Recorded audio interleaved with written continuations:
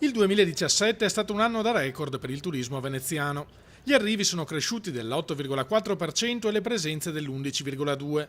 I dati definitivi nell'annuario presentato a Cafarsetti dall'assessore al turismo Paola Mar. Chiaramente però l'anno scorso può essere considerato come l'anno perfetto perché la situazione internazionale nel bacino del Mediterraneo e la Biennale Arte, sapete, ci fanno fare sempre dei grandi numeri.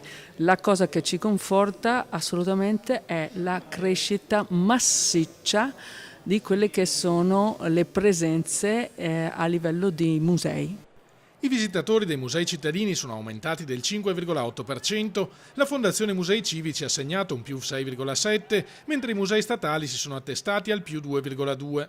Palazzo Ducale ha migliorato la sua performance, il Corriere è rimasto stabile e Capesaro ha beneficiato di un più 14,5%. Il fatto che aumentino le presenze nei nostri musei, ma in quasi tutte le istituzioni culturali, vuol dire che quel lavoro di connessione che si fa fra turismo e cultura funziona e i dati ci danno ragione.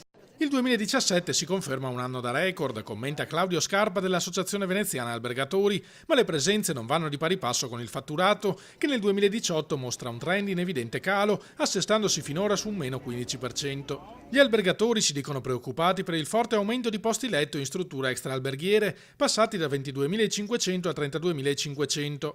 È evidente, sostengono, il cambio di modello di turismo cittadino e lo spostamento del flusso su un sistema mordi e fuggi. Questa amministrazione, replicano da Cafarsetti, è impegnata come nessun'altra prima nella direzione del turismo sostenibile. Non dobbiamo dimenticare le 42 azioni che abbiamo nel piano strategico di governance, ne abbiamo portate a termine 16, anzi 17, ne abbiamo implementate altri 23, non ultima quella della chiusura della possibilità di fare nuovi bar e ristoranti nella città storica. Dobbiamo ricordare che siamo in fase di aggiudicazione per la Smart Control Room, siamo in fase di gara, dobbiamo indire la gara per il sistema conto a persone